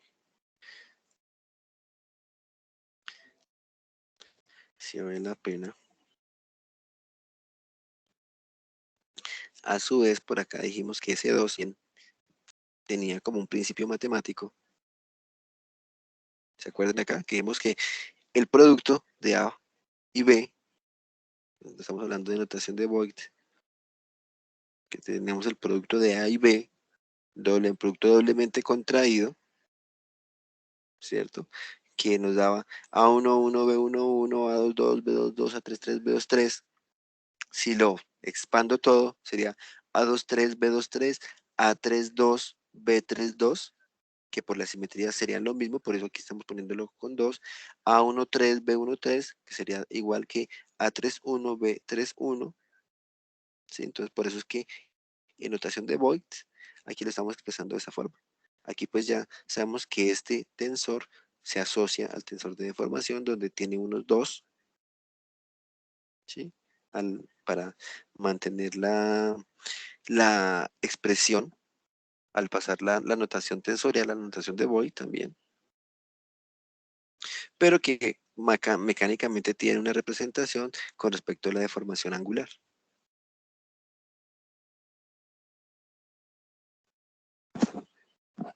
¿De acuerdo? Entonces ahí tenemos la relación del producto doblemente contraído del tensor de parámetros elásticos por el vector, si se puede decir acá, aunque es un tensor camuflado, un vector de deformaciones para llegar a obtener mi tensor de esfuerzos. Ahora nos interesa saber cuáles son los parámetros que aparecen aquí al interior de esta matriz. Material elástico lineal isótropo. Todavía tenemos un poco más donde profundizar. ¿Qué es la isotropía? ¿Qué es la anisotropía? ¿La ortotropía?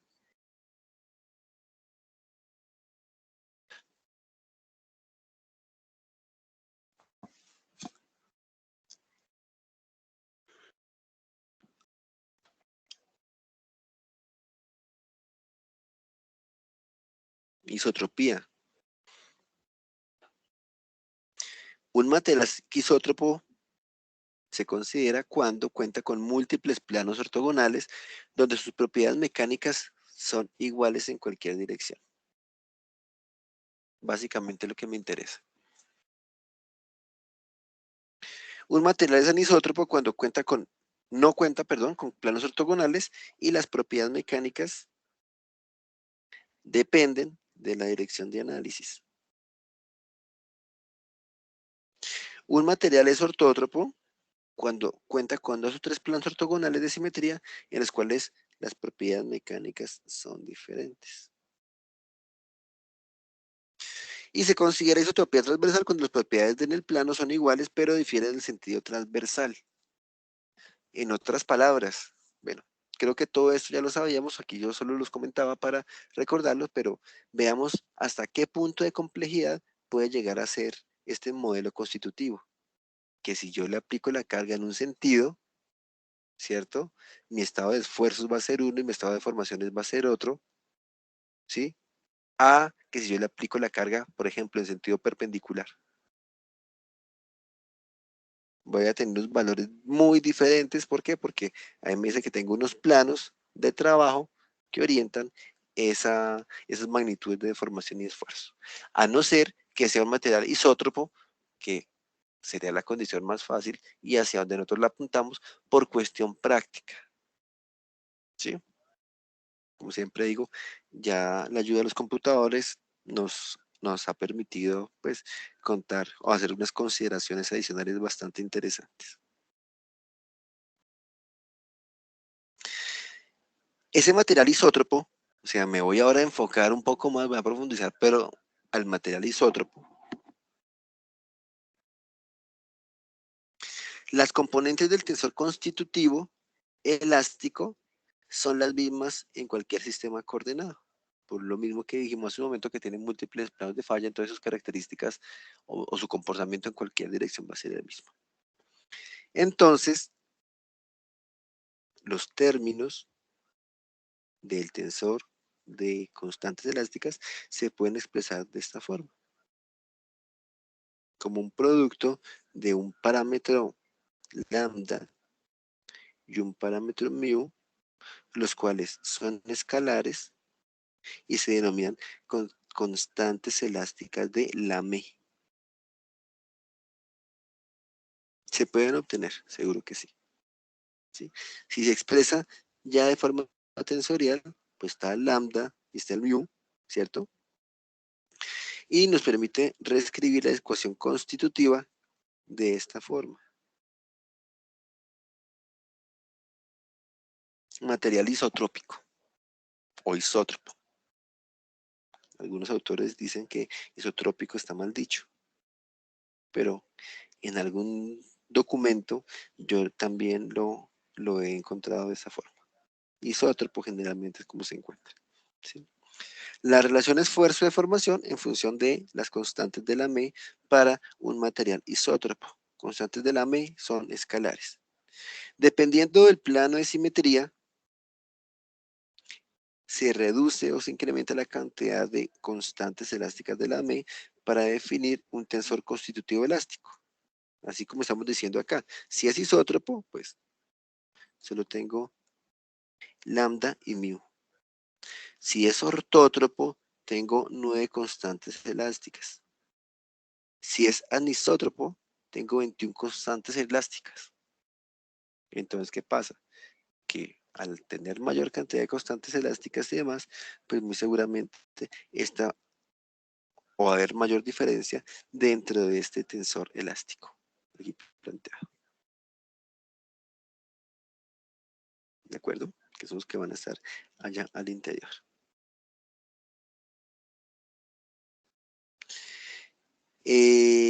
Bueno, no sé si hay preguntas hasta ahí como para poder continuar esto en la siguiente clase.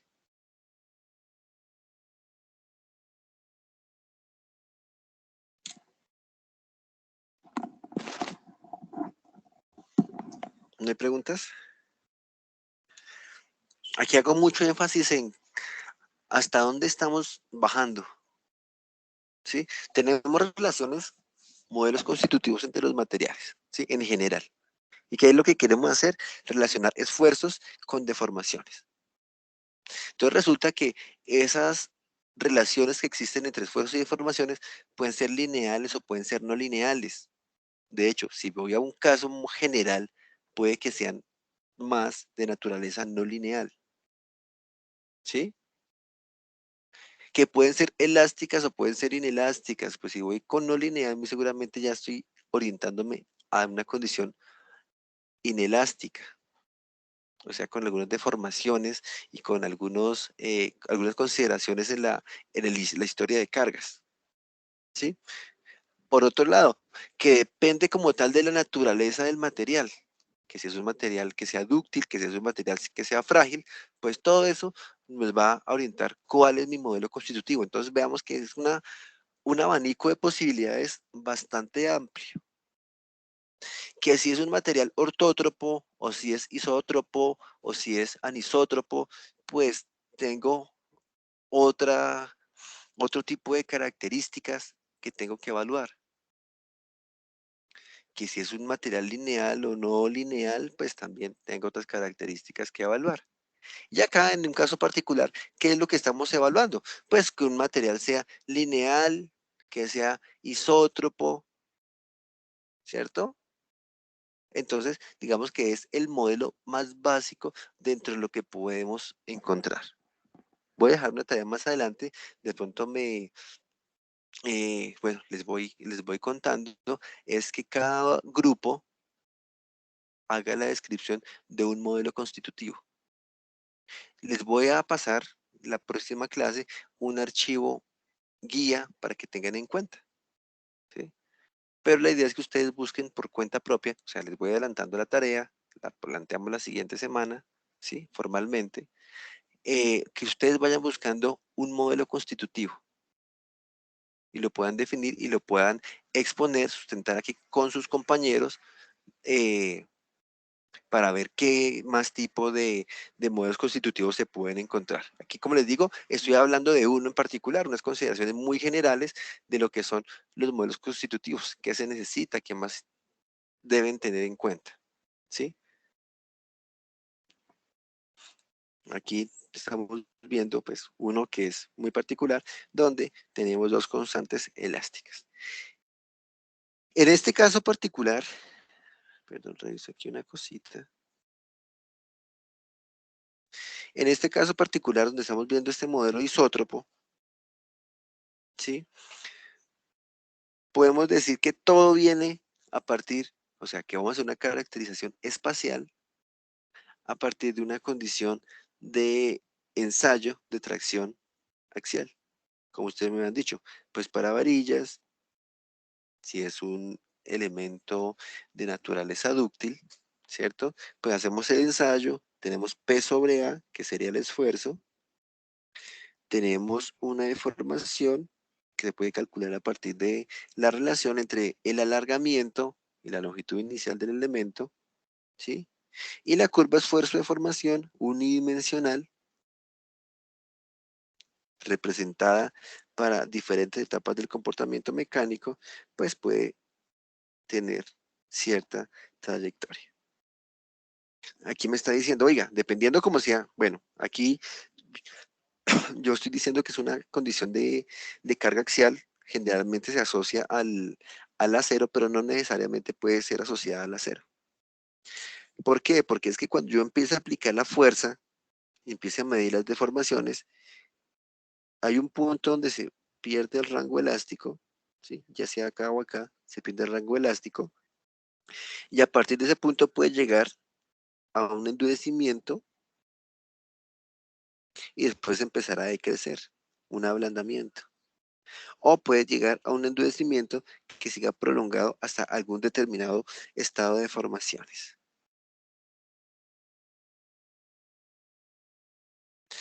Si esto lo asociamos, porque vean que esto ahora puede ser en concreto, o lo que tenemos asociado nosotros a concreto, donde aplico una carga y tengo un estiramiento, perdón, ¿cómo se dice? Una deformación radial. Y esto es lo que nosotros relacionamos con la relación de Poisson. La ley de Hooke establece que la relación lineal entre el esfuerzo normal y la deformación longitudinal, caso unidimensional, lo hemos notado previamente, es esta, siendo E el módulo de elasticidad, el módulo de Young, y la constante de proporcionalidad entre el esfuerzo y formación es en etapa elástica lineal. ¿Qué pasa si nos salimos de ahí? La próxima semana podemos empezar a hablar de eso. Y de forma análoga podemos tener un modelo constitutivo que me permita relacionar unidimensionalmente lo que me pasa con unas deformaciones angulares para unos esfuerzos cortantes. ¿Cierto? Ustedes ya lo conocen, donde hablamos de un módulo de corte o un módulo de elasticidad cortante G que puede venir a partir de un ensayo en la tarea que tenemos para la próxima semana, donde vamos a discutir lo que pasa con otros tipos de ensayo. También pensemos cómo podemos evaluar estos módulos, este módulo de corte, a partir de ensayos de esfuerzos cortantes y deformaciones angulares. ¿De acuerdo? Entonces, esto puede ser aquí un cilindro donde yo le estoy aplicando la carga por arriba, por abajo, ¿cierto? Entonces, pues, sufre un acortamiento en sentido longitudinal, un ensanchamiento en sentido transversal. Ya eso se ha estudiado. Yo cómo puedo correlacionar esa deformación longitudinal con la deformación transversal por medio de la relación de Poisson. Y asimismo, vean que tengo un ensayo o una condición de trabajo de deformación en función de unos esfuerzos cortantes, donde encuentro aquí cómo es la deformación.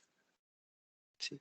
Deformación en un lado, deformación en el otro lado, como ya hablamos en algún momento, y obtengo este módulo de corte, acá obtengo esta relación, este módulo de elasticidad, y puedo relacionarlos entre sí con esa relación de Poisson. ¿Hacia dónde me quiero dirigir con esto? Pues que así sea, que estemos trabajando ensayo de tracción unidimensional o ensayo de compresión unidimensional, pues voy a tener unas propiedades elásticas que ya son familiares para nosotros, como es el módulo de elasticidad, como es el módulo de corte, como es una relación de Poisson, que ya vamos a reescribir, vamos a organizar para ver cómo se involucran dentro de nuestro modelo constitutivo elástico, lineal, de material ortótropo. ¿Mm? Tengámoslo en cuenta. Bueno, señores, no sé si hay preguntas hasta ahora, que ya la otra parte si nos amerita un poco más de tiempo para hacer el desarrollo. Recordemos hoy que todo esto de relación esfuerzo de formación proviene también o se fundamenta en unos principios de conservación de masa, cantidad de movimiento, momentum angular y de energía.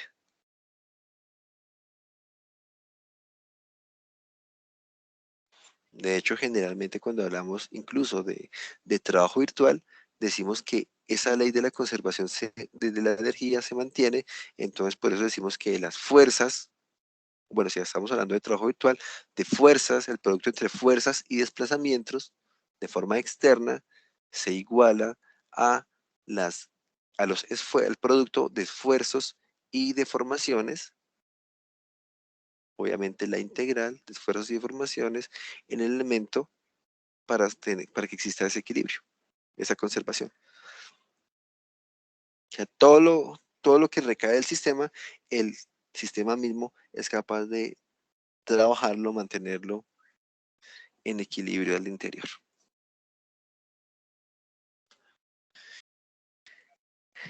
¿No hay preguntas? ¿Mucha teoría? Un poco. Creo que esta clase es Sí, un un poco poco. densa, por tantas cosas que hablamos de principios matemáticos y demás, como aquí ya se hacen pocos números, pero digamos que todos los conceptos son fundamento de lo que estamos hablando ahorita.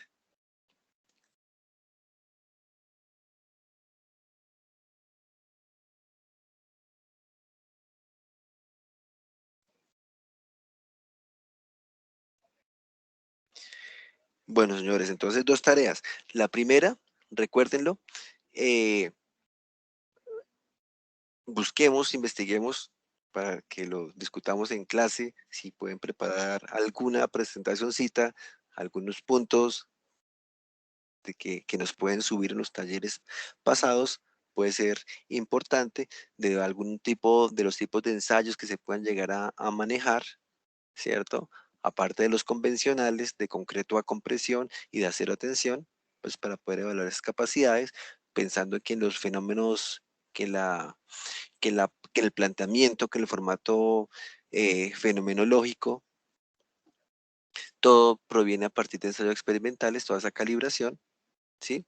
Eso por un lado. Y por otro lado, para que lo vayan adelantando en esos grupos de trabajo, buscar algún material de modelos constitutivos, ¿sí?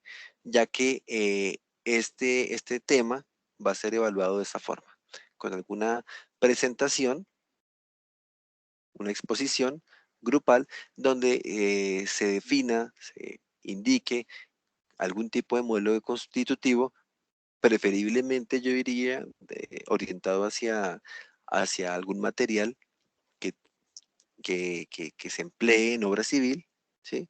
Porque pues, existen otros tipos de materiales, ¿sí? Algún modelo viscoelástico pues puede llegar a funcionar, ¿no? Pensemos en el caso de un neopreno, ¿sí? Que tiene unas características pues particulares, donde sabemos que es un caucho, entonces ese caucho no va a responder a unas propiedades elásticas completamente, sino que va a tener una condición de deformación, de alta deformación, entonces eso tiene unas implicaciones, mirar esas implicaciones dentro de este desarrollo que estamos haciendo, dónde nos afecta, ¿sí? Porque la idea es que nos basemos en esta información y con base en ella, pues podemos empezar a comparar diferentes modelos constitutivos para que lo consideremos. Como les digo, la próxima semana voy a enviarles algún documento de referencia donde presento algunos modelos constitutivos, pero la idea es que ustedes traigan algún material diferente a la clase para enriquecernos entre todos. ¿De acuerdo? Listo, ingeniero. Bueno, señores, entonces nos vemos en nuestra próxima sesión el día miércoles. Feliz día para todos. Muchas gracias, ingeniero. Buen día. Hasta luego. Gracias, ingeniero. Hasta luego. Buen día.